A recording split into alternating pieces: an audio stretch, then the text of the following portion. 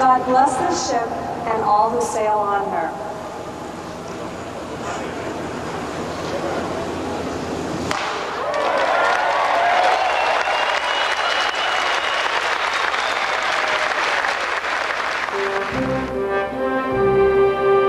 On a sunny Sunday morning, the day after the festivities, the dry dock is flooded and the PacifiCat begins to float. Onlookers line the Lonsdale Quay and scores of vessels arrive to share in the moment of the official launch as 4 tugs guide her into deeper waters. What you're seeing now is the exterior hull. Structurally, it's 100%. We now concentrate on the engineering side of it and the outfitting side. The workforce did a brilliant job. I'm saying that with all sincerity. I've never seen an effort like this, and it's the workers to thank.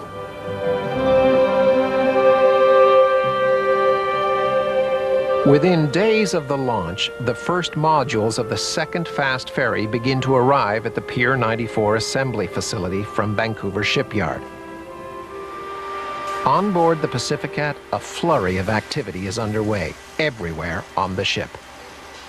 Mostly what we've done since launch is outfit and run-up equipment, installation, final installation of equipment, electronics, radars, all the stuff that really gives life to the ship. The complete outfitting of the large vessel will involve tradespeople and professionals from a wide range of BC companies. About 120, 125 people total, I guess, between electricians, plumbers, and varying other trades.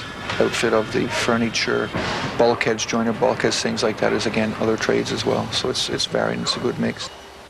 Is that right to a solenoid or is it a processing signal? It's a processing that then comes through a relay. During the final phases of the PacifiCat's construction, intensive training programs begin for the ship's senior staff. As representative of the BC Ferries captains who will run the vessel, Captain Trafford Taylor is given the mandate to design and implement a training program that will meet international fast ferry standards. We've had the masters over to the Danish Maritime Institute where we simulated the handling characteristics of this craft, and basically it's a big video game. So they had to practice using water jets, which is completely different from operating a conventional craft. On August the 22nd of 1998, after 2 months of dockside preparation, the powerful 8,000 horsepower port engines of the PacifiCat are ready to be fired up. Starting the main engines on a vessel, especially first of class, new technology is always a major milestone. It is a step that people have been looking forward to for many, many months. These engines are a very high output engine manufactured by MTU out of Germany. They were specifically designed for this type of vessel and application. The output of the engine is 6,500 kilowatt, which roughly relates to about 8,000 horsepower at 1,250 RPM, which is a high-speed diesel. This engine is rated to run about at 100%.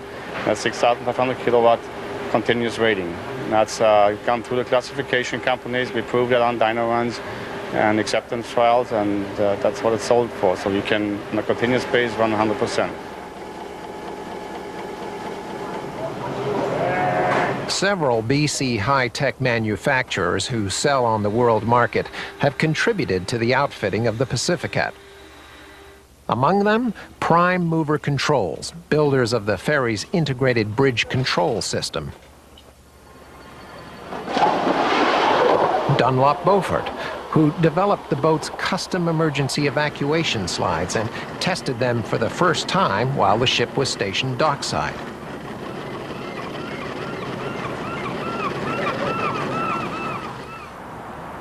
And Avcorp, a Delta-based supplier to the aviation manufacturing industry who designed, built, and installed the vessel's passenger area furniture.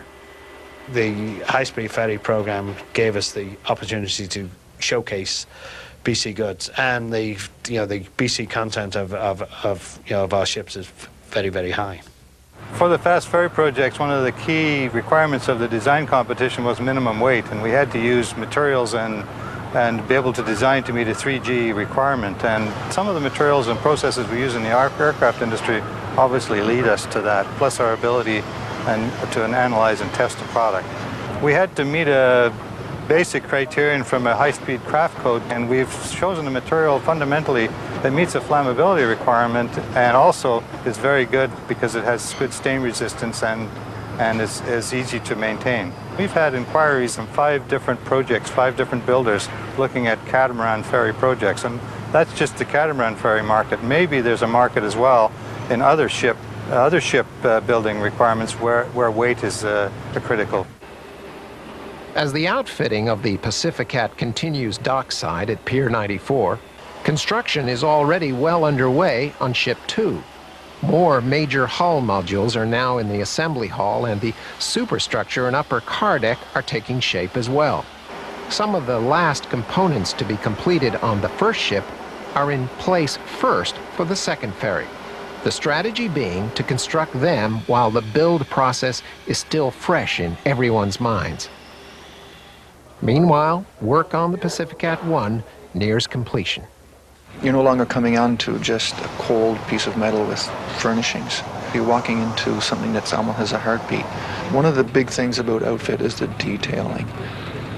A lot of it can't be done up front. It's like you get up into a corner and you say, well, how are we going to get this to work? And then it comes down to the question and the skill of the tradesman. And they have to bring it together. I mean, I can tell them, make it look good. And that's what I use quite often. Just do it right, make it look good, and as long as that works. And if you look around, you'll see a lot of nice details. People have put a lot of time and effort into it.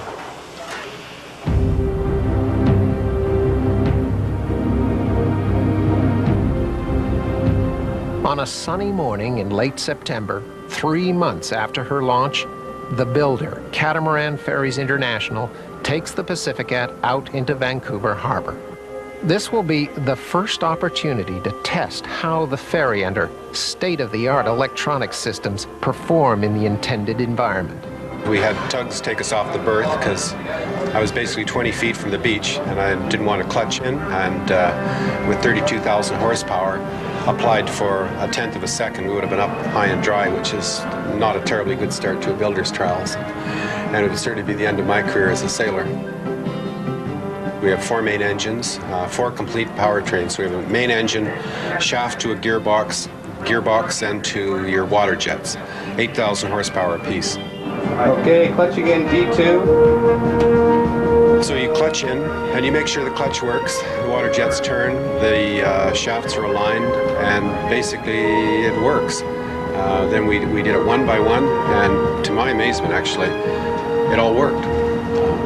And then we did some maneuvering so I could convince myself we had control of the craft. And within 2 hours, I think we swung the compass, corrected a magnetic deviation on the compass, and tested our bow prop. And then, as I say to my amazement, we went under the Lionsgate Bridge 2 hours later. For the builders and the ship's crew, these trials are the critical test. The proof that all the hard work has paid off. The sole aim of coming out